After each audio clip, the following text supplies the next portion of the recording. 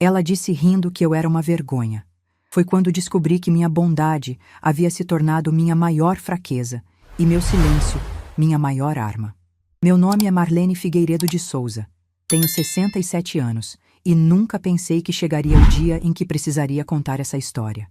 Mas aqui estou, sentada na varanda do meu apartamento no Ipiranga, olhando as luzes de São Paulo se acenderem uma a uma e sentindo que preciso dividir com vocês o que aconteceu comigo. Sempre fui uma mulher de postura. Minha mãe me ensinou desde pequena que uma senhora deve manter a dignidade, mesmo quando o chão parece sumir debaixo dos pés. Aos 67 anos, carrego comigo décadas de luta, algumas cicatrizes fundas no coração e uma força que eu mesma não sabia que existia. Era uma terça-feira de abril. Eu tinha ido até a casa do meu filho Gustavo para fazer uma surpresa. Ele ia completar 40 anos no mês seguinte, e eu queria combinar um almoço especial, só nós dois, naquele restaurante de comida caseira que ele adorava desde menino. Tinha até separado um presente guardado há anos, o relógio de pulso do pai dele, que mandei restaurar especialmente para a data. A empregada me deixou entrar. Dona Fátima me conhecia bem, sempre simpática comigo. Disse que a patroa estava no escritório, no telefone, e que eu podia esperar na sala. Mas eu não quis atrapalhar. Disse que ia andando devagar pelo corredor, sem fazer barulho. Foi o maior erro da minha vida. E a maior bênção. O corredor da casa deles é comprido, com piso de madeira clara e paredes cheias de fotos de viagens que eu nunca fui convidada a participar. Paris, Cancún, Lisboa. Meu filho sorrindo ao lado da esposa em lugares que eu só conhecia de revista. Fui caminhando devagar, olhando aquelas imagens, quando ouvi a voz dela. A porta do escritório estava entreaberta, e a voz de Vanessa saía pelo vão, alta, sem nenhum cuidado. Meus pés pararam antes que eu pudesse pensar. Meu corpo inteiro congelou ali, no meio daquele corredor de fotos bonitas. Pode confirmar os 50 convidados, Renata? Vai ser a festa do ano, amiga. Contratei aquele buffet maravilhoso, a decoradora que fez o casamento da Fernanda, e o bolo vai ser daquela confeiteira famosa do Instagram. Uma pausa. Eu podia ouvir a outra pessoa falando do outro lado, mas não distinguia as palavras. Então, Vanessa soltou uma risada. Alta, debochada. Uma risada que me gelou o sangue nas veias. Mas anota aí uma coisa importante. A sogra não está convidada. Meu coração deu um solavanco no peito. Ela só envergonha a gente, Renata. Você precisava ver. Aquelas roupas de brechó, aquele jeito simplório de falar, aquele cabelo branco sem corte nenhum.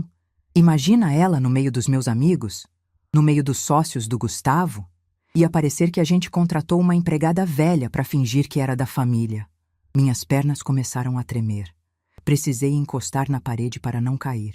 Coloquei a mão no peito, sentindo o coração disparado, e uma onda de enjoo subiu pela minha garganta. Mas continuei ali, paralisada, porque agora eu precisava ouvir tudo. Precisava saber até onde ia aquele veneno. O Gustavo nem vai perceber, fica tranquila. Vou dizer que mandei convite e ela não quis vir. Ele acredita em tudo que eu falo, coitado. Mas é assim que funciona casamento, né, amiga? A gente vai moldando o marido do jeito que a gente precisa. Outra risada. Aquela risada ia me perseguir por semanas. E outra coisa, a velha nem tem como aparecer de carro bonito. Ela anda de ônibus, Renata. De ônibus. Imagina a cena. Os convidados chegando de BMW e Audi e a sogra descendo do ponto com sacola de feira? Não, não. É melhor assim. Problema resolvido. 38 anos. 38 anos eu dediquei àquele menino que se tornou homem, que se casou com essa mulher, que me deu uma neta linda. 38 anos acordando de madrugada, trabalhando em 3 escolas, costurando uniforme, vendendo as joias da minha mãe para pagar faculdade. 38 anos sendo mãe, avó, a mulher que sempre estava ali quando precisavam. E agora, parada naquele corredor, eu era uma vergonha. Uma velha de ônibus que envergonhava a família. Voltei pelo mesmo caminho com passos mudos. Cada passo pesava toneladas. Passei pela sala, fiz um gesto rápido para Dona Fátima, indicando que já estava indo, e saí pela porta dos fundos. Não queria que ninguém visse meu rosto. Não queria que vissem o que eu estava sentindo. Do lado de fora, o ar de abril estava frio. O céu tinha aquele cinza pesado de São Paulo, daqueles que parecem apertar a gente por cima. Caminhei até o ponto de ônibus com as pernas ainda bambas, o estômago embrulhado, uma dor no peito que eu não sentia desde o dia em que enterrei meu marido.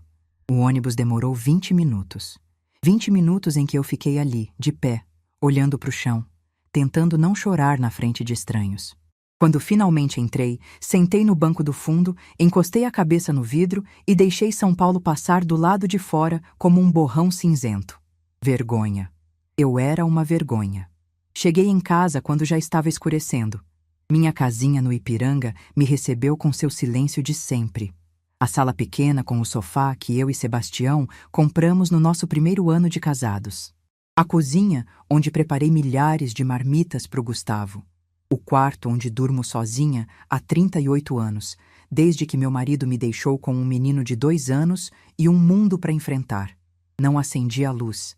Sentei na cama, no escuro, e fiquei ali, parada, ouvindo os barulhos da rua, carros passando, cachorro latindo, uma televisão ligada na casa do vizinho, a vida seguindo lá fora como se nada tivesse acontecido. Foi quando ouvi a campainha. Levantei devagar, limpei o rosto por reflexo, embora não tivesse chorado ainda, e fui até a porta. Era a dona Iracema, minha vizinha de muro há 23 anos. Uma mulher de 71 anos, viúva como eu, que sempre aparecia quando sentia que alguma coisa estava errada. Ela me olhou de cima a baixo e disse: "Marlene, pelo amor de Deus, o que aconteceu com você? Parece que viu assombração." Não consegui responder. Abri a boca, mas as palavras não saíram. Foi aí que as lágrimas vieram. De uma vez, como uma represa que arrebenta. Dona Iracema não perguntou mais nada. Entrou, me abraçou e ficou ali me segurando enquanto eu chorava no ombro dela. Chorava de um jeito que eu não chorava desde o velório do Sebastião. Um choro feio, de soluço, daqueles que doem no peito e deixam a gente sem ar. Quando finalmente consegui falar, contei tudo. O corredor, a porta entreaberta, as palavras de Vanessa, a risada, cada detalhe que estava queimando dentro de mim. Dona Iracema ouviu em silêncio. Quando terminei, ela segurou meu rosto com as 2 mãos e disse, olhando nos meus olhos: "Marlene, escuta bem o que eu vou te falar. Você é muita coisa nessa vida, mas vergonha você não é. Vergonha é quem fala assim de uma sogra que criou o filho sozinha. Vergonha é quem planeja esconder a mãe do marido como se fosse lixo. Você não. Você é uma senhora de respeito. E essa moça vai aprender isso." Balancei a cabeça. "Não tenho o que fazer, Iracema. É a esposa do meu filho. Se eu confrontar, perco ele de vez. Perco a Beatriz." "Quem disse que você precisa confrontar?" Ela abriu um sorriso que eu não entendi na hora.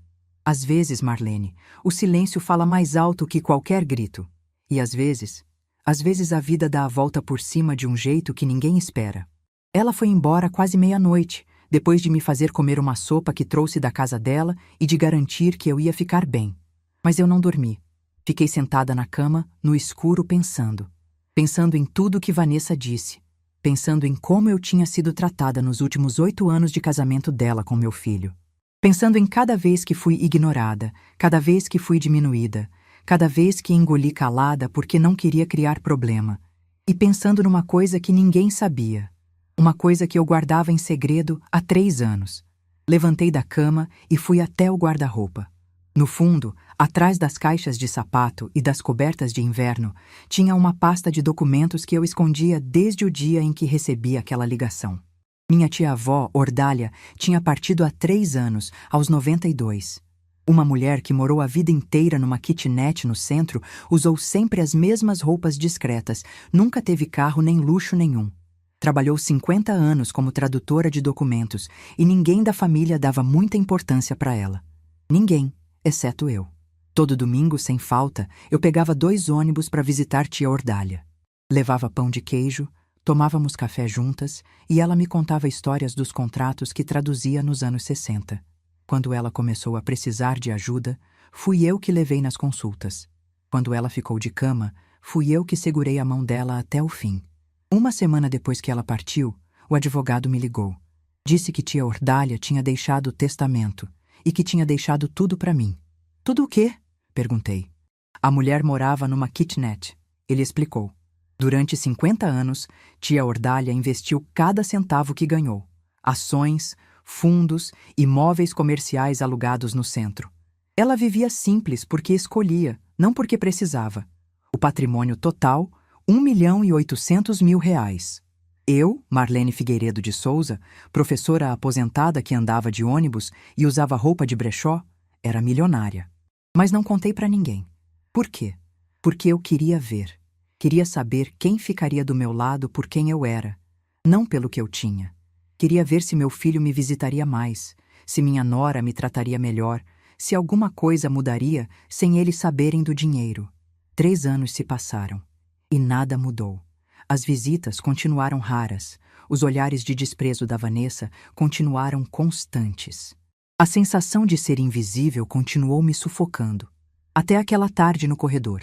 Sentada na minha cama, segurando aquela pasta de documentos, eu tomei a decisão mais importante da minha vida. Não ia implorar por um convite. Não ia confrontar Vanessa, fazer escândalo, chorar, gritar. Não ia dar a ela o gostinho de me ver descontrolada. Ia fazer diferente.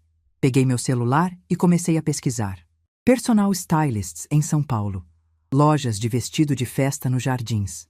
Salões de beleza especializados em mulheres maduras. Empresas de limusine. Vanessa disse que eu era uma vergonha porque andava de ônibus e usava roupa de brechó. Pois bem, ela ia ver essa vergonha chegar na festa do meu filho de um jeito que ninguém, absolutamente ninguém, ia esquecer. Às 3 da manhã, eu tinha tudo planejado. O vestido, o salão, a maquiagem, a limusine e 2 envelopes que iam mudar a vida de todo mundo naquela festa. O primeiro envelope, a escritura de um apartamento de cobertura no Morumbi, comprado à vista, presente de aniversário de 40 anos para o meu filho. Da sogra pobrezinha que era uma vergonha.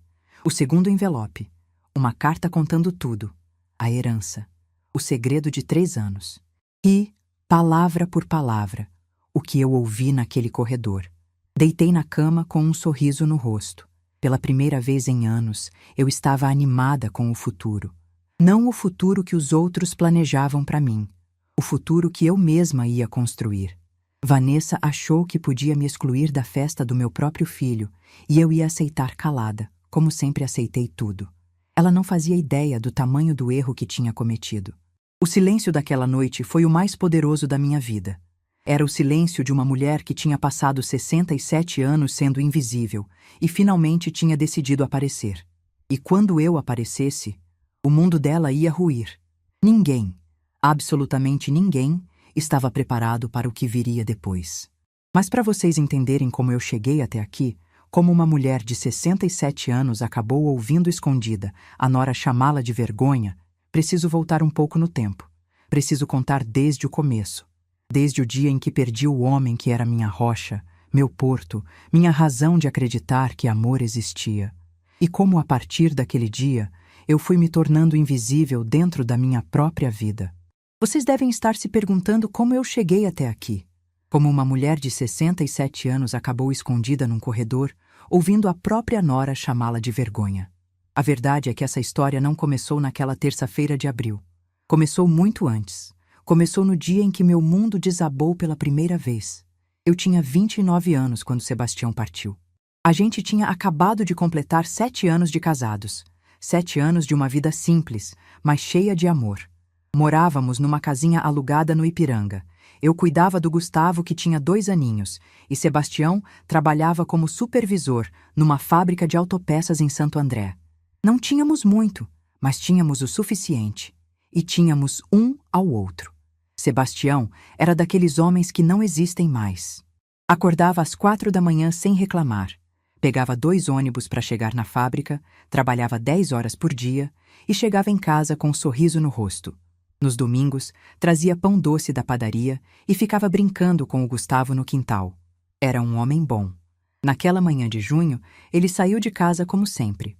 Me deu um beijo na testa, beijou o Gustavo, que ainda dormia no berço, e disse que ia chegar mais cedo porque tinham prometido liberar o pessoal antes do horário. Eu fiquei feliz. Ia fazer uma janta especial, talvez abrir aquele vinho que a gente guardava para ocasiões especiais. A ligação Veio às 2 da tarde. Era o encarregado da fábrica. A voz dele estava tremendo. Disse que tinha acontecido um acidente na linha de produção, que o Sebastião tinha sido atingido, que eu precisava ir para o hospital. Larguei o Gustavo com a vizinha e corri. Peguei 3 ônibus porque não tinha dinheiro para táxi. Cheguei no hospital suada, descabelada, com o coração saindo pela boca. Mas quando entrei naquela sala de espera e vi o olhar do médico, eu já sabia. Antes mesmo dele abrir a boca, eu já sabia. Sebastião não resistiu. O equipamento que caiu sobre ele era pesado demais. Ele partiu ali mesmo, na fábrica, cercado de máquinas e barulho, longe de mim e do filho que ele tanto amava. Eu não lembro direito do que aconteceu depois. Lembro de gritar. Lembro de alguém me segurando. Lembro de acordar no dia seguinte na casa da minha mãe, com o Gustavo chorando no quarto ao lado, e de perceber que aquilo não tinha sido um pesadelo. Era real. Meu marido tinha ido embora e eu estava sozinha no mundo com um filho de 2 anos para criar. O velório foi num dia de chuva. Aquela chuva fina de São Paulo que parece que não vai parar nunca. Eu fiquei ali, do lado do caixão, segurando a mão gelada do Sebastião e pensando que aquilo não podia estar acontecendo. A gente tinha tantos planos. Ia comprar uma casinha própria. Ia ter mais um filho. Ia envelhecer junto. Mas a vida não pergunta se a gente está pronta. Ela simplesmente acontece. Depois do enterro, veio a parte mais difícil: sobreviver. A fábrica pagou uma indenização pequena, que mal deu para cobrir as dívidas que tínhamos. O seguro de vida era modesto, suficiente para uns 6 meses se eu economizasse muito. E eu tinha um diploma de pedagogia engavetado desde que o Gustavo nasceu, porque o Sebastião fazia questão que eu ficasse em casa cuidando do menino. Não tive escolha. Engoli o luto, tirei o diploma da gaveta e saí batendo de porta em porta nas escolas do bairro. Consegui aula em 3 lugares diferentes. De manhã, numa escolinha particular. De tarde, numa escola municipal. De noite, num cursinho preparatório. Minha vizinha, Dona Zélia, que Deus a tenha em bom lugar, ficava com o Gustavo enquanto eu trabalhava. Minha rotina virou uma loucura. Acordava às 4h30 para deixar a marmita do Gustavo pronta, o uniforme passado. Saía correndo, dava aula o dia inteiro. Voltava às 10 da noite morta de cansaço. Dormia umas 4, 5 horas por noite. Foram anos assim. Anos de sacrifício que ninguém via. Anos de solidão que ninguém percebia. O Gustavo cresceu sem pai, mas eu fiz de tudo para ele não sentir falta de nada. Quando os coleguinhas tinham bicicleta, eu juntei dinheiro por 6 meses e comprei uma usada. Quando ele precisou de aula de inglês, eu mesma ensinei com livros da biblioteca. Quando chegou a época do vestibular, vendi umas joias da minha mãe para pagar o cursinho. E ele passou. Meu filho passou em engenharia civil numa faculdade boa. No dia que saiu o resultado, eu chorei escondida no banheiro por meia hora. Não de tristeza, de alívio, de orgulho, de perceber que todo aquele esforço insano tinha valido a pena. Durante a faculdade, a gente foi se aproximando ainda mais. Éramos só nós 2 contra o mundo. Gustavo me contava tudo, pedia minha opinião sobre tudo, me tratava como se eu fosse a pessoa mais importante do universo. E eu era feliz. Pela primeira vez desde que o Sebastião partiu, eu me sentia completa. Ele se formou aos 24 anos. Eu estava na plateia, chorando feito boba, aplaudindo mais alto que todo mundo. Meu menino que eu criei sozinha, que alimentei com marmita de madrugada, agora era engenheiro. Se o Sebastião estivesse ali, ia estourar de orgulho. Gustavo conseguiu emprego rápido numa construtora grande, e foi lá que ele conheceu Vanessa. Ela era secretária executiva do diretor. Bonita, bem vestida, cabelo sempre arrumado, unha sempre feita. Quando o Gustavo me apresentou ela, senti um aperto no peito que não conseguia explicar. Não era ciúme, ou talvez fosse um pouco. Era mais um pressentimento. Alguma coisa naquela moça me incomodava, mas eu não sabia dizer o quê. A família dela tinha dinheiro. O pai era dono de uma concessionária de carros importados. A mãe nunca trabalhou fora. Moravam numa casa enorme no Alto de Pinheiros, com empregada, jardineiro, motorista. Quando a Vanessa veio conhecer minha casinha no Ipiranga, que nessa altura eu já tinha conseguido comprar com muito sacrifício, ela olhou ao redor com um sorrisinho e disse: Que gracinha, Gustavo. Parece casa de boneca. Eu fingi que não entendi, mas entendi. O namoro foi rápido. Em menos de um ano, eles já estavam noivos. Eu ofereci minha casa para eles morarem depois do casamento, pelo menos até se estabelecerem. Afinal, a casa tinha 3 quartos. Era espaçosa, e eu achava que ia ser maravilhoso ter a família reunida. O casamento foi pago pelos pais dela. Eu quis ajudar, ofereci o que podia, e a Vanessa disse que eu ficaria responsável pelas lembrancinhas. Gastei minhas economias em lembrancinhas que ela nem aprovou direito. Disse que estavam simpáticas com aquele tom que significava exatamente o contrário. No dia da festa, procurei meu lugar na mesa da família. Não encontrei. Uma organizadora me levou até uma mesa no fundo do salão, junto com funcionários da concessionária do pai dela. Quando perguntei para Vanessa se não tinha um engano, ela respondeu sem me olhar. Ficou mais organizado assim, dona Marlene. O Gustavo estava perto. Ele ouviu. Ele viu minha cara. E não disse nada. Só abaixou os olhos e foi cumprimentar outro convidado. Aquele foi o primeiro tapa. Silencioso. Invisível. Mas tapa. Eles se mudaram para minha casa e no início achei que as coisas iam melhorar. Ledo engano. A Vanessa começou a fazer comentários sobre tudo. Sobre como eu cozinhava, como arrumava a casa, minhas roupas, meu cabelo. Dizia que a mãe dela fazia diferente. Que pessoas de nível não faziam as coisas assim. Eu fui me encolhendo. Comecei a ocupar menos espaço. Falava menos nas refeições. Ficava mais tempo no meu quarto. Achava que se eu me fizesse pequena, as coisas melhorariam. Quando a Beatriz nasceu, há 5 anos, eu achei que finalmente ia ter meu lugar de volta. Sonhava em ser a avó presente, em cuidar da neta, em fazer bolo de chocolate nas tardes de quarta, como minha mãe fazia comigo. Mas a Vanessa deixou claro que não precisava de mim. A mãe dela estava sempre lá, sempre disponível, sempre ocupando o espaço que eu achava que também era meu. No primeiro Natal, depois que a Beatriz nasceu, eu levei presentes para todo mundo. Para a neta, uma boneca de pano artesanal.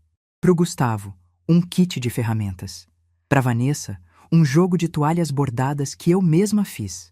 Na hora da troca de presentes, a mãe da Vanessa deu para ela uma bolsa de grife que eu nem sabia pronunciar o nome.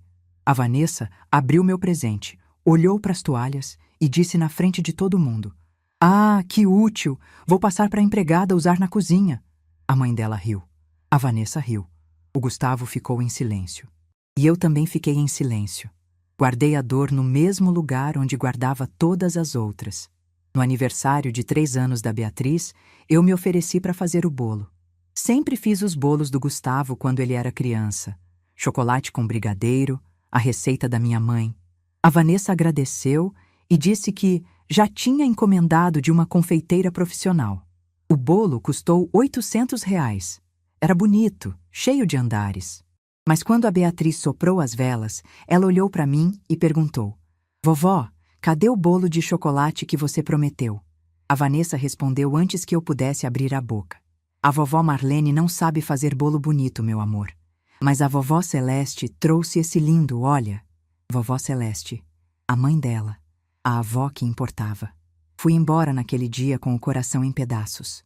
No ônibus de volta, uma senhora sentou do meu lado e perguntou se eu estava bem. Eu disse que sim. Ela me olhou fundo e disse: "Você tem cara de mãe que sofre calada." Não respondi. Só olhei pela janela e deixei as lágrimas caírem em silêncio. Com o tempo, aprendi a me fazer ainda menor. Quando ia visitar, ficava mais na cozinha conversando com a empregada do que na sala com a família. Quando a Beatriz vinha me abraçar, a Vanessa logo chamava: "Bia, cuidado para não amassar a roupa da vovó, ela não tem muita opção de troca." E ria, como se fosse piada. Meu filho via tudo e não dizia nada. Esse silêncio dele doía mais que qualquer palavra da Vanessa. Porque era o silêncio de quem escolheu um lado, e esse lado não era o meu.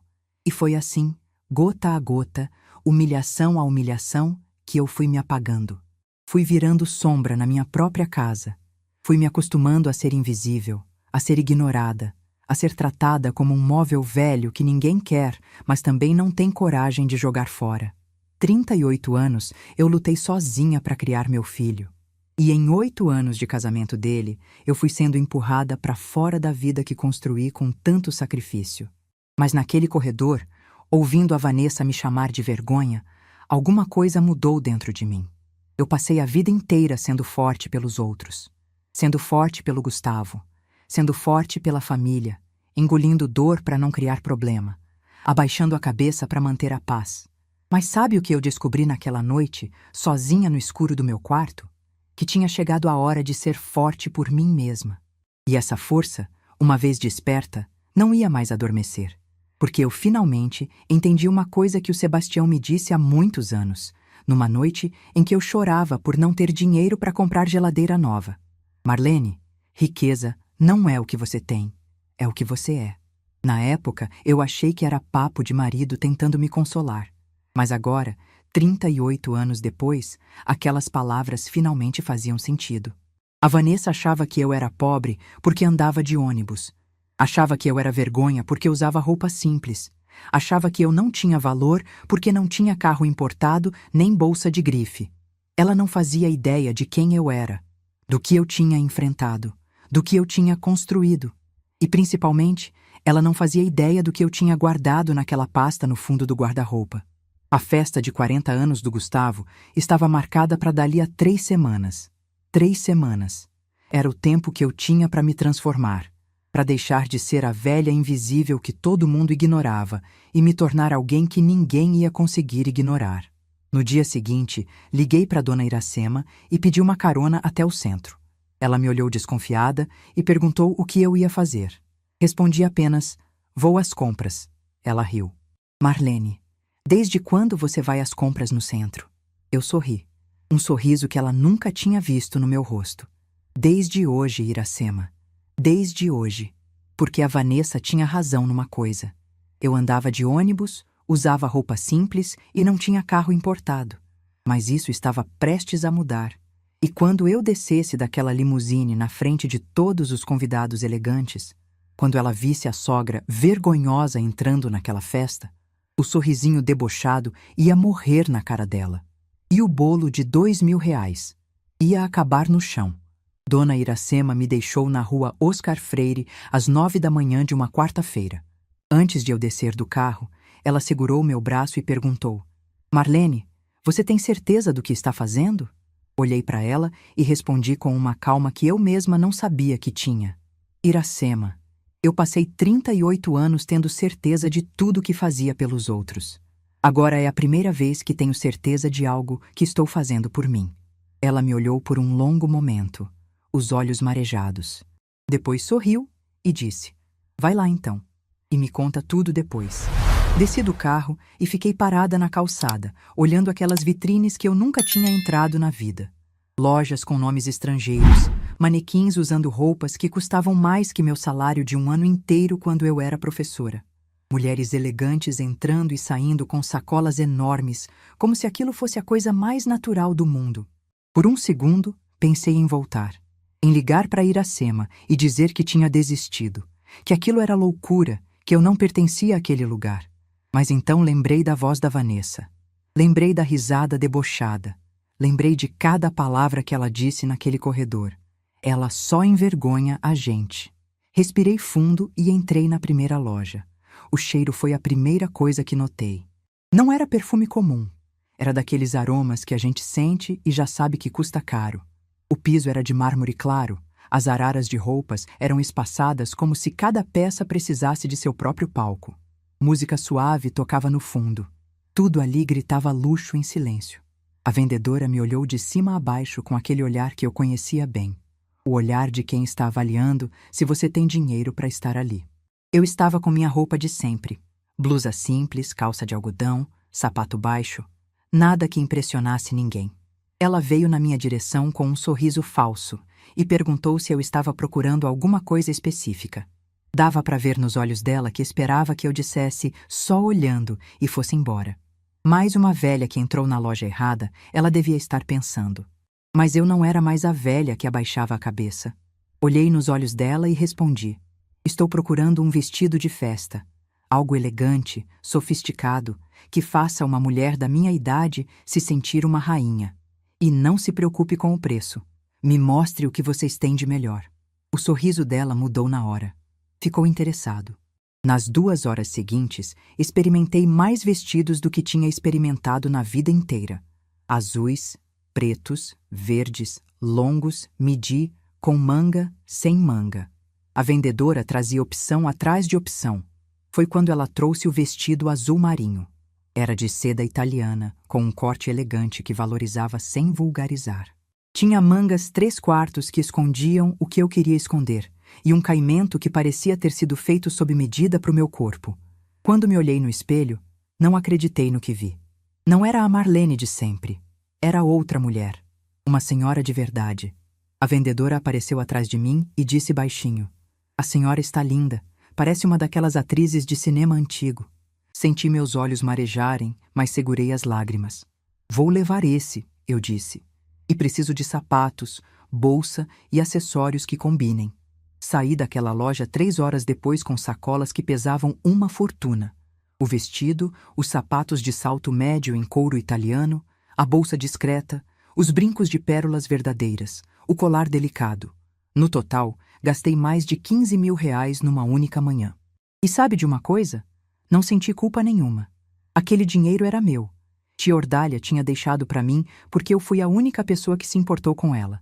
E agora eu estava usando esse dinheiro para me importar comigo mesma.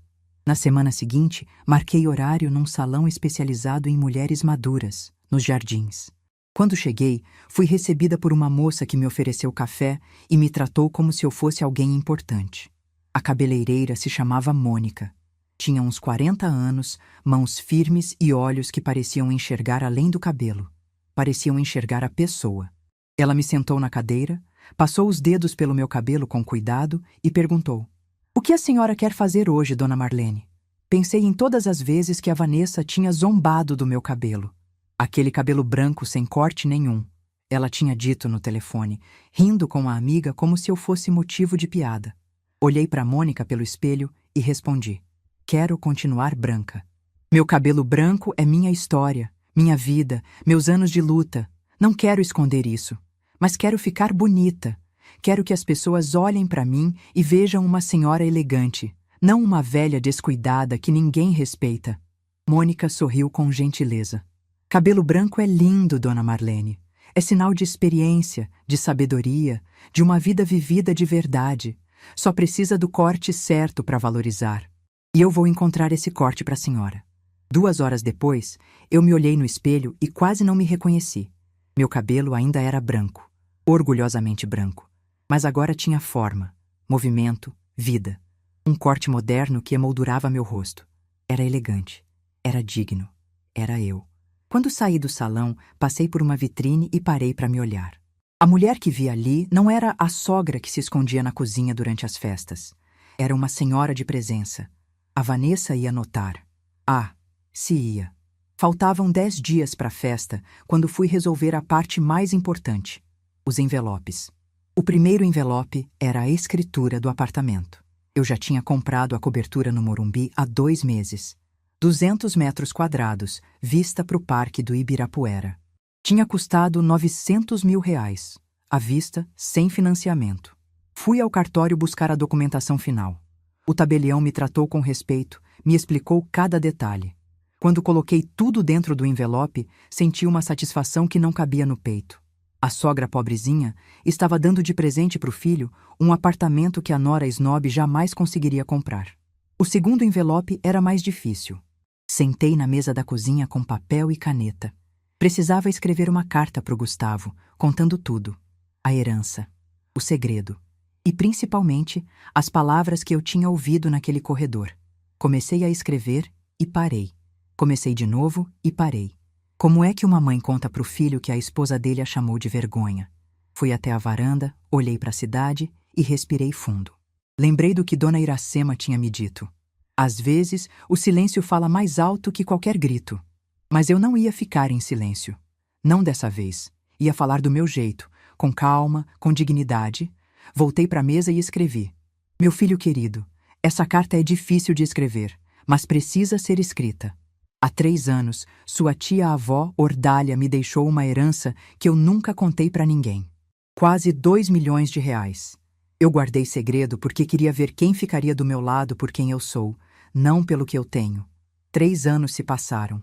Nada mudou. Há 3 semanas, fui à sua casa para combinar uma surpresa de aniversário. A empregada me deixou entrar, e eu fui andando pelo corredor quando ouvi Vanessa no telefone. Ela estava planejando sua festa, e disse, rindo, que a sogra não estava convidada. Que eu era uma vergonha, que eu parecia uma empregada velha, que você nem ia perceber minha ausência. Eu ouvi cada palavra, filho, cada risada, cada deboche. Não estou escrevendo isso para criar problema no seu casamento. Estou escrevendo porque você merece saber a verdade. Eu te amo, sempre amei. Mas amor não significa aceitar ser humilhada. Amor de verdade precisa de respeito. E respeito, meu filho, eu não tenho recebido. O apartamento que está nesse envelope é seu. Presente dos seus 40 anos. Comprei com meu dinheiro, fruto de uma herança que recebi por ter sido a única pessoa que se importou com uma velha solitária. Com todo amor, sua mãe. Quando terminei de escrever, minhas mãos tremiam. Li e reli a carta várias vezes. Estava honesta. Estava digna. Estava pronta.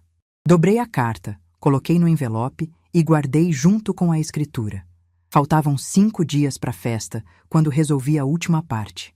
A limusine. A empresa ficava numa avenida movimentada. Quando entrei, um rapaz de terno me atendeu com profissionalismo. Expliquei o que eu queria. Uma limusine branca com motorista para me buscar no sábado à noite.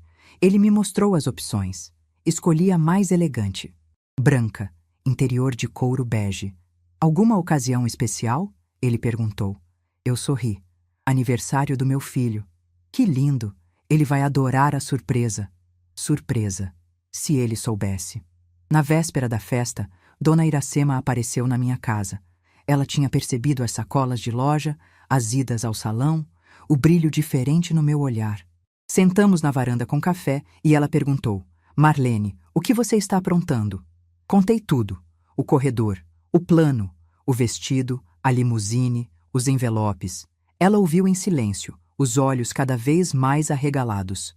Quando terminei, ela balançou a cabeça e disse: Marlene Figueiredo de Souza, você é uma mulher extraordinária. Sempre soube que tinha fogo dentro de você. Só estava esperando você descobrir também. Naquela noite, não consegui dormir. Fiquei deitada na cama, olhando para o teto, pensando em tudo que tinha acontecido nos últimos anos. As humilhações que engoli calada, os silêncios que mantive para não criar problema. As vezes que me fiz pequena para caber num espaço que não era meu. As festas em que fiquei na cozinha, conversando com a empregada, porque não me sentia bem-vinda na sala. Os olhares de desprezo, as risadas pelas costas. 38 anos criando um filho sozinha. 8 anos sendo tratada como lixo pela mulher que ele escolheu. Mas não sentia raiva. Não sentia ódio. Sentia uma calma estranha, como a calmaria que vem antes da tempestade. Sabia que minha vida ia mudar depois daquela festa. Só não sabia exatamente como. O vestido azul marinho estava pendurado no guarda-roupa, os sapatos na caixa, os brincos na penteadeira, os 2 envelopes dentro da bolsa nova, e na gaveta do criado mudo, o relógio do Sebastião, o presente que eu tinha separado para o Gustavo junto com a escritura. Tudo pronto. Às 3 da manhã, finalmente peguei no sono. Sonhei com Sebastião. Ele estava sentado na varanda da nossa antiga casa, com aquela camisa xadrez que usava nos domingos. O Gustavo pequeno brincava no quintal, e o sol de fim de tarde deixava tudo dourado. Sebastião me olhou com aquele sorriso que eu amava e disse: Vai lá, minha Marlene. Mostra para eles quem você é. Mostra para eles a mulher que eu sempre soube que você era. Acordei às 7 da manhã com lágrimas no rosto, mas com o coração em paz. Hoje era o dia em que a sogra vergonhosa ia aparecer. O dia em que a verdade ia ser revelada. O dia em que a Vanessa ia descobrir que subestimou completamente a mulher que eu sempre fui. Levantei da cama e fui até o guarda-roupa. Passei a mão no vestido azul marinho. A seda era macia, fresca, elegante. Olhei para o relógio do Sebastião na gaveta e sorri. Hoje o Gustavo ia receber muito mais do que um relógio. Ia receber a verdade. A limusine chegaria às 7 da noite. E quando eu descesse daquele carro na frente de todos aqueles convidados elegantes, nada mais seria como antes. Nem para eles, nem para mim. Nem para o bolo de R$ 2.000 que a Vanessa tinha encomendado para impressionar os amigos. Porque essa velha de ônibus estava prestes a dar uma lição que ninguém naquela festa jamais ia esquecer. E a Vanessa? A Vanessa ia descobrir que riqueza de verdade não se mede pelo carro que você dirige ou pela bolsa que você carrega. Riqueza de verdade se mede pelo caráter, pela dignidade, pelo respeito que você dá e pelo respeito que você exige. E eu, Marlene Figueiredo de Souza, estava prestes a mostrar para todo mundo o que significava ser verdadeiramente rica. A limusine branca parou na frente da minha casa às 7 em ponto. Eu estava pronta há 1 hora. Tinha passado a tarde me arrumando devagar, com calma, saboreando cada momento daquela transformação. O vestido azul marinho caía perfeitamente no meu corpo. Os sapatos de salto médio me davam uma postura elegante sem me fazer tropeçar. Os brincos de pérola brilhavam discretos nas minhas orelhas. E meu cabelo branco, cortado com maestria, emoldurava meu rosto de um jeito que eu nunca tinha visto antes. Me olhei no espelho uma última vez antes de sair. A mulher que vi ali não era a velha de ônibus que a Vanessa desprezava. Era uma senhora de verdade. Alguém que entrava num lugar e as pessoas paravam para olhar. O motorista desceu e abriu a porta para mim. Ele era um rapaz educado, de uns 30 anos, uniforme impecável. Me chamou de senhora, me ofereceu a mão para eu entrar e perguntou se eu estava confortável. Disse que sim. Estava mais do que confortável. Estava pronta. Dona Iracema assistiu tudo da janela da casa dela. Eu vi o rosto dela quando a limusine passou, os olhos arregalados, a boca aberta, a mão levantada num aceno. Acenei de volta pelo vidro escuro. Ela não podia me ver, mas eu sabia que ela estava torcendo por mim. O caminho até o Alto de Pinheiros durou 40 minutos. 40 minutos em que eu fiquei sentada naquele banco de couro, olhando as luzes de São Paulo passando pela janela, pensando em tudo que tinha me trazido até ali.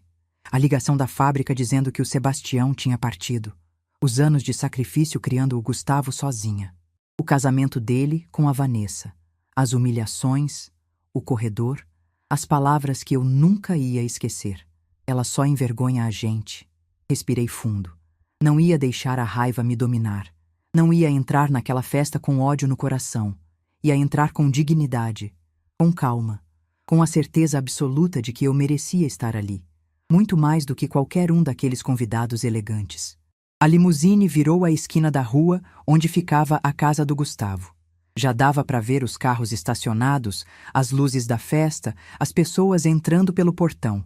Carros importados, como a Vanessa tinha descrito. BMWs, Audis, Mercedes. E no meio de todos eles, uma limusine branca que ninguém esperava.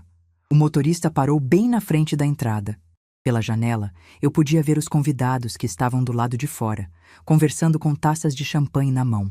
Vi alguns rostos conhecidos. Amigas da Vanessa, que eu já tinha visto em outras festas, sempre me olhando com aquele ar de superioridade. Mas dessa vez, os olhares iam ser diferentes.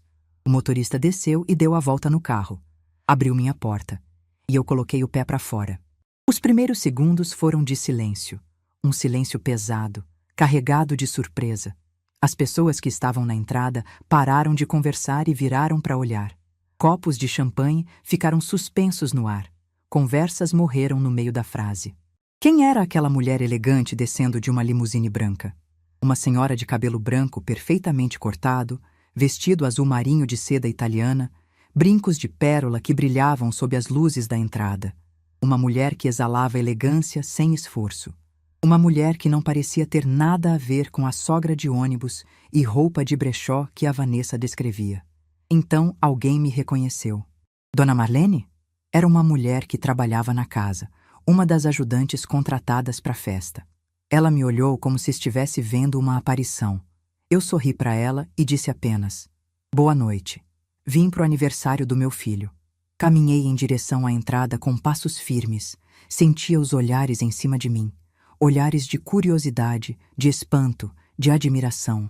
Uma das amigas da Vanessa, uma loira de vestido vermelho que sempre me tratou como se eu fosse invisível, chegou a derrubar um pouco de champanhe no próprio vestido de tanto que ficou boquiaberta. Entrei na casa. A decoração estava impecável. Flores por toda parte, luzes elegantes, uma mesa de doces que parecia de revista, e no centro de tudo, num pedestal especial, o bolo. 3 andares de pasta americana branca com detalhes dourados. O bolo de R$ 2.000 que a Vanessa tinha encomendado para impressionar os amigos. Procurei meu filho com os olhos. Achei ele do outro lado da sala, conversando com um grupo de homens de terno. Quando nossos olhares se cruzaram, vi a confusão no rosto dele. E algo mais, algo que parecia esperança. Mas antes que eu pudesse ir até ele, ouvi a voz que eu conhecia bem demais. Meu Deus, o que ela está fazendo aqui? Virei devagar. Vanessa estava parada a uns 5 metros de mim, com um vestido preto colado no corpo e uma expressão de puro desespero. Do lado dela, a mãe, a famosa vovó Celeste, me olhava como se eu fosse uma barata que tinha entrado na festa. Os convidados mais próximos começaram a perceber que algo estava acontecendo. O burburinho das conversas diminuiu. As pessoas foram se virando, uma a uma, para ver o que estava acontecendo. Vanessa se recompôs rapidamente. Colocou um sorriso falso no rosto e veio na minha direção, tentando parecer simpática. Dona Marlene, que surpresa!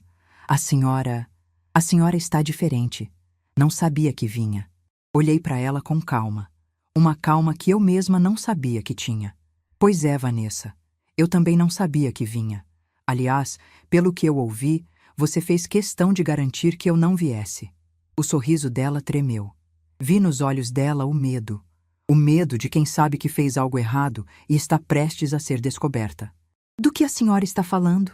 Estou falando da conversa que você teve com sua amiga Renata há 3 semanas. Aquela conversa no telefone, no escritório, sobre como a sogra não estava convidada porque ela só envergonha a gente. Os convidados mais próximos arregalaram os olhos. Ouvi sussurros se espalhando pelo salão como ondas. Estou falando de quando você disse que eu parecia uma empregada velha. De quando você riu dizendo que eu andava de ônibus. De quando você garantiu para sua amiga que o Gustavo nem ia perceber minha ausência porque acredita em tudo que você fala. O rosto dela ficou branco. Literalmente branco. Por um segundo, achei que ela ia desmaiar ali mesmo. A mãe dela deu um passo à frente, mas parou quando viu minha expressão.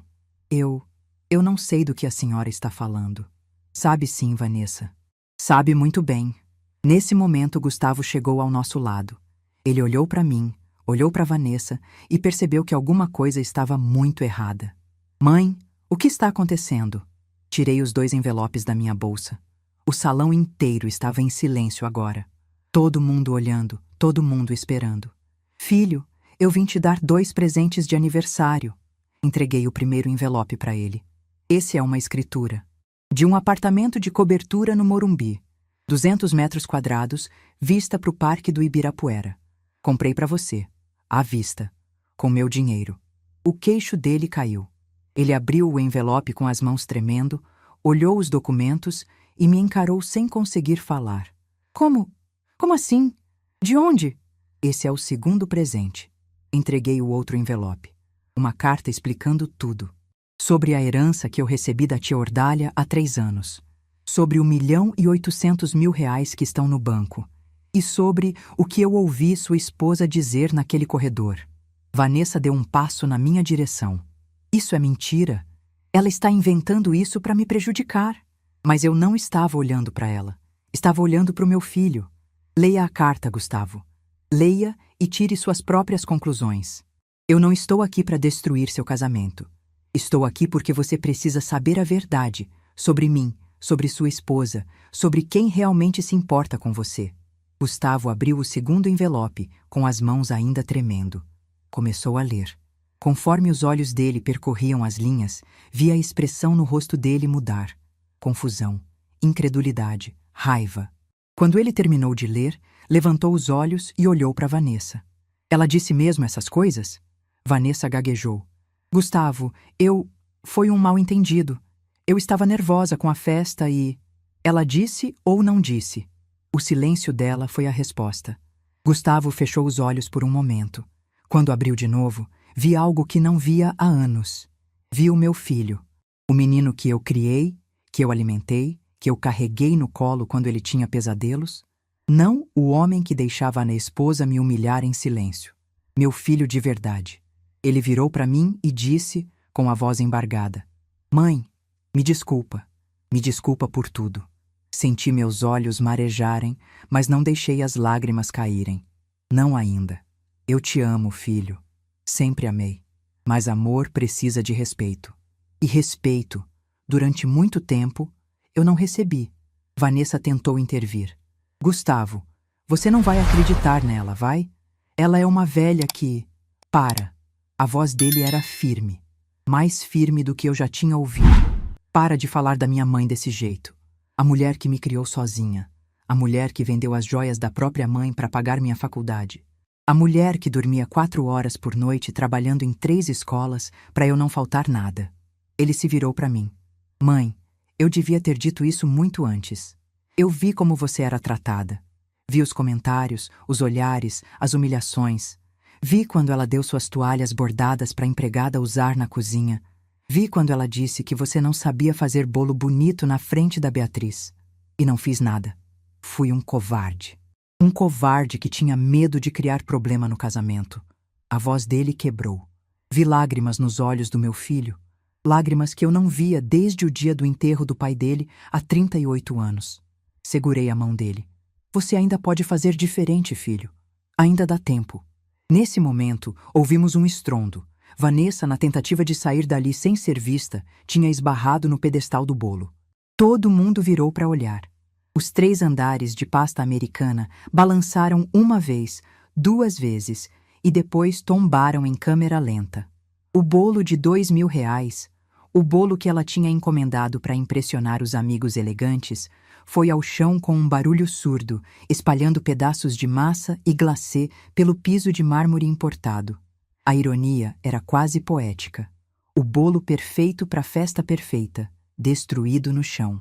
O salão inteiro prendeu a respiração. Vanessa olhou para o bolo destruído, olhou para mim e saiu correndo para o quarto, chorando. No silêncio que se seguiu, a mãe dela, a vovó Celeste, me olhou com puro ódio, mas não disse nada. Não tinha o que dizer.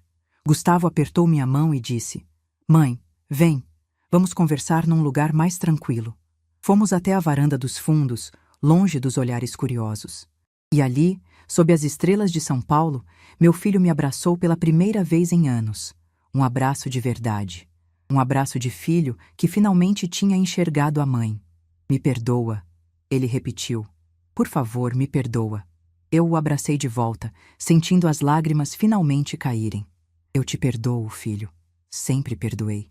Só precisava que você me visse, que você me enxergasse de verdade. Ficamos ali abraçados por um longo tempo.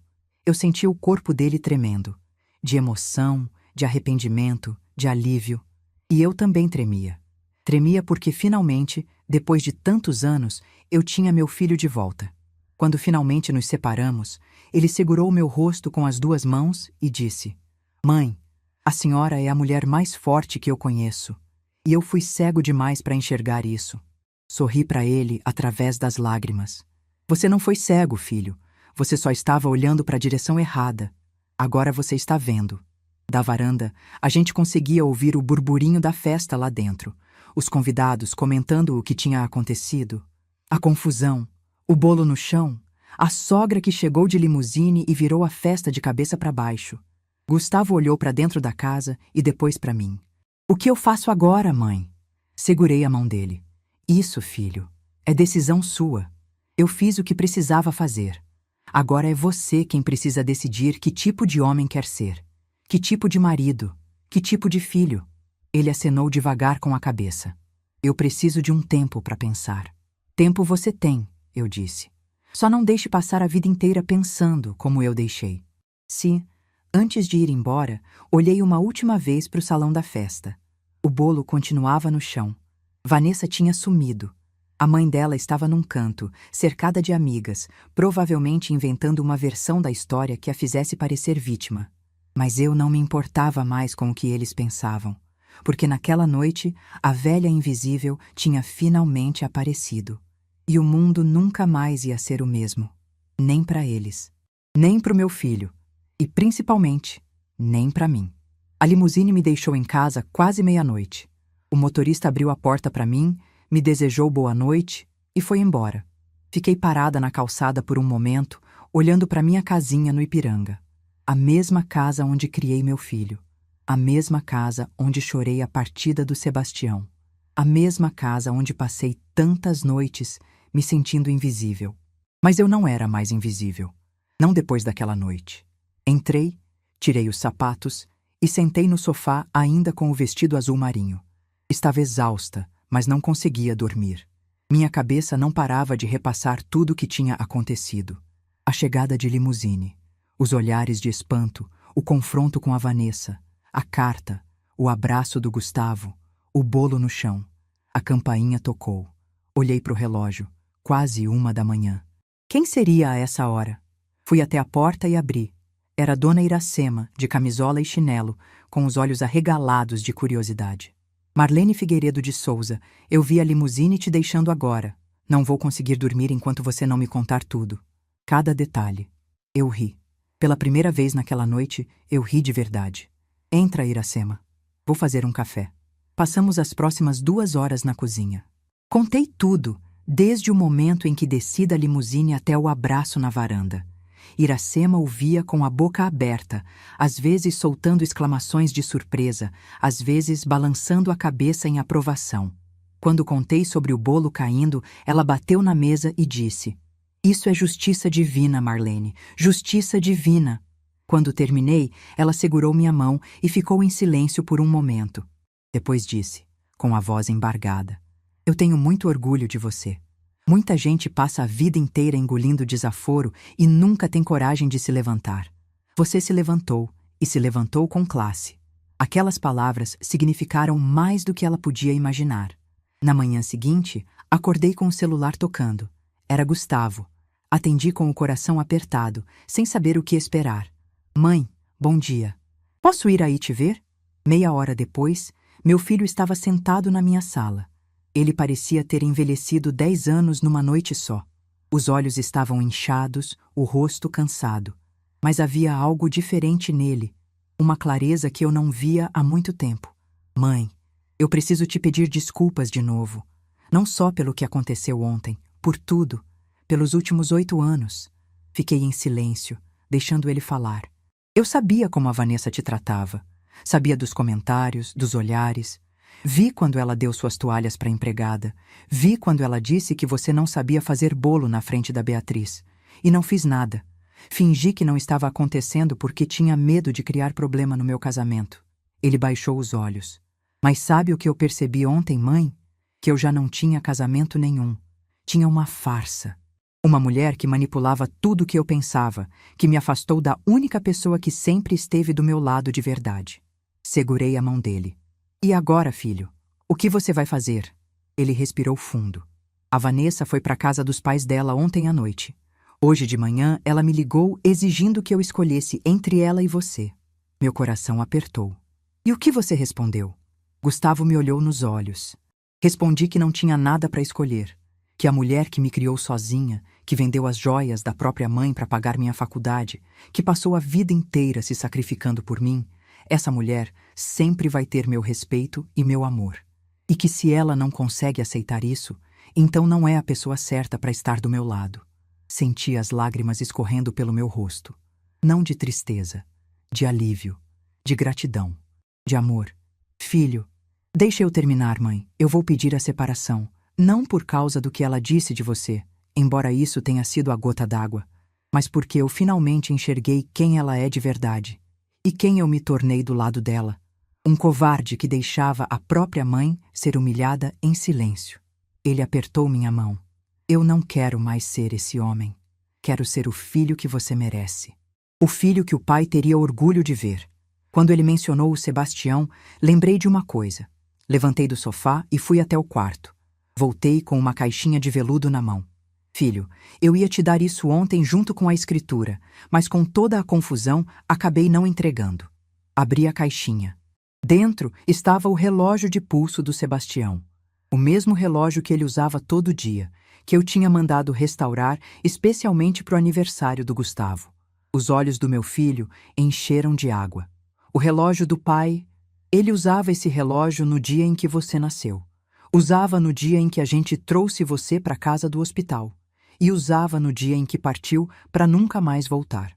Gustavo pegou o relógio com as mãos tremendo.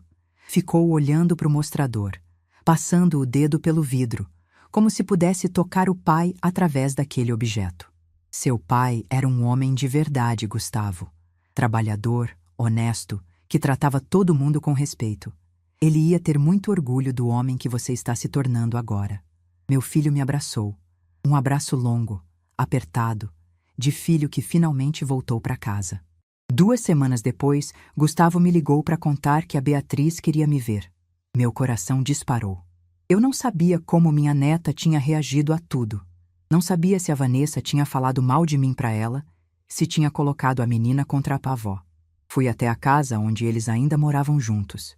A Vanessa já tinha ido embora, levando só as coisas dela. Quando cheguei, Beatriz veio correndo na minha direção e me abraçou com toda a força dos seus 5 anos. Vovó, vovó Marlene. Ajoelhei para ficar na altura dela e segurei o rostinho pequeno entre minhas mãos. Oi, meu amor. A vovó sentiu tanta saudade de você. Ela me olhou com aqueles olhos grandes e disse: Papai me contou que você deu um apartamento gigante para ele. É verdade? Eu ri. É verdade, meu bem. E me contou que você é rica, que você tem muito dinheiro guardado. Olhei para o Gustavo, que estava parado na porta, e depois voltei para Beatriz. Escuta uma coisa, meu amor. A vovó tem algum dinheiro sim, mas sabe qual é a maior riqueza que a vovó tem? Ela balançou a cabeça curiosa. É você. É seu pai. É o amor que a gente sente um pelo outro. Isso vale mais que todo o dinheiro do mundo. Beatriz sorriu. Aquele sorriso puro de criança que ainda não foi contaminado pela maldade dos adultos. Vovó, você pode fazer aquele bolo de chocolate que você prometeu? Aquele com brigadeiro por cima? Senti meus olhos marejarem. O bolo que a Vanessa não deixou eu fazer. O bolo que ela disse que eu não sabia fazer bonito. Posso sim, meu amor, quando você quiser. Agora, quero agora. Olhei para o Gustavo. Ele acenou com a cabeça, sorrindo. Tinha lágrimas nos olhos também. Passei a tarde inteira na cozinha daquela casa, fazendo bolo de chocolate com a minha neta. A mesma receita da minha mãe, que eu fazia para o Gustavo quando ele era pequeno. Beatriz ficou do meu lado o tempo todo, lambendo a colher de brigadeiro, jogando farinha para todo lado, rindo de cada bagunça que a gente fazia. Em determinado momento, ela me olhou e perguntou: Vovó, por que a mamãe não gostava de você? Meu coração apertou. Não sabia o que responder, mas decidi ser honesta, do jeito que uma criança de 5 anos podia entender. Às vezes, meu amor, as pessoas têm dificuldade de enxergar o valor dos outros. Mas isso não significa que a gente não tem valor. Significa que elas precisam aprender a olhar melhor. Beatriz pensou por um momento e disse: Eu acho a senhora a vovó mais linda do mundo e faz o melhor bolo. Abracei ela com força, sentindo o cheiro de chocolate no cabelo dela e agradeci em silêncio por aquele momento. Quando o bolo ficou pronto, não era perfeito. Não tinha 3 andares nem pasta americana. Era um bolo simples, meio torto, com brigadeiro caseiro por cima e granulado colorido que a Beatriz fez questão de espalhar. Mas quando ela deu a primeira mordida e disse: É o bolo mais gostoso que eu já comi na vida, eu soube que aquele era o bolo mais bonito que eu já tinha feito. 1 mês depois, eu estava sentada na varanda do meu apartamento novo. Sim, apartamento novo. Decidi que era hora de recomeçar de verdade. Vendi a casinha do Ipiranga, com muita dor no coração, mas também com a certeza de que era a coisa certa. Comprei um apartamento menor, mais moderno, num bairro tranquilo perto de onde o Gustavo morava agora. Dona Iracema ficou arrasada quando contei que eu ia me mudar, mas prometeu me visitar todo domingo e estava cumprindo a promessa religiosamente. Naquela tarde, ela estava sentada do meu lado na varanda, tomando café e olhando o pôr do sol. Marlene, posso te perguntar uma coisa? Pode. Você se arrepende? De ter ido naquela festa? De ter exposto tudo? Pensei por um momento antes de responder. Não, Iracema, não me arrependo. Eu passei a vida inteira em silêncio, engolindo coisas que me machucavam para não incomodar os outros. E sabe o que eu ganhei com isso? Nada. Só dor. Tomei um gole de café. Naquela noite eu finalmente falei. Finalmente mostrei quem eu era de verdade. E sim, foi difícil. Sim, teve consequência. Mas pela primeira vez em muitos anos, eu me olhei no espelho e tive orgulho da mulher que vi. Iracema sorriu. Você mudou, sabia? Não, Iracema. Eu não mudei. Eu só parei de me esconder. Ela acenou com a cabeça pensativa. Depois disse, sabe o que eu acho? Acho que você virou uma inspiração. Para mim, para as mulheres da nossa idade, para qualquer pessoa que já se sentiu invisível alguma vez na vida. Olhei para o horizonte, para o céu, que começava a ficar laranja com o pôr do sol. Se essa história servir para uma pessoa se levantar, para uma pessoa parar de aceitar desrespeito, então já valeu a pena ter passado por tudo isso. O celular tocou. Era Gustavo, mandando uma foto. Ele e Beatriz no parque, sorrindo, com sorvete na mão. A legenda dizia, a vovó quer vir no domingo fazer bolo? Sorri e respondi, não perco por nada. Iracema se levantou para ir embora. Na porta, ela se virou e disse, Marlene, eu tenho 71 anos. Já vi muita coisa nessa vida. Mas você, minha amiga, é a prova de que nunca é tarde para recomeçar. Depois que ela foi embora, fiquei sentada na varanda até escurecer, olhando as luzes da cidade se acenderem uma a uma, pensando em tudo que tinha acontecido. Pensei no Sebastião, no que ele diria se me visse agora. Acho que ele ia sorrir aquele sorriso que eu tanto amava e ia repetir as palavras que me guiaram até aqui. Riqueza não é o que você tem, é o que você é. E eu, Marlene Figueiredo de Souza, aos 67 anos de idade, finalmente sabia quem eu era. Era uma mulher forte, uma mãe dedicada, uma avó presente, uma sobrevivente. Era alguém que tinha aprendido, depois de uma vida inteira, que o silêncio nem sempre é ouro, que às vezes a gente precisa falar, precisa se impor, precisa mostrar para o mundo que existe e que merece respeito. Era alguém que tinha descoberto que nunca é tarde para mudar, para se reinventar, para escolher a própria felicidade. E, principalmente, era alguém que tinha entendido que o amor de verdade, o amor que vale a pena, não exige que a gente se diminua. O amor de verdade nos faz crescer. Fechei os olhos e deixei a brisa da noite tocar meu rosto. Pela primeira vez em muitos anos, eu estava em paz. Se essa história tocou seu coração, deixe seu like, se inscreva no canal e comente aqui embaixo. No meu lugar, o que você faria? Sua mensagem pode iluminar o dia de alguém.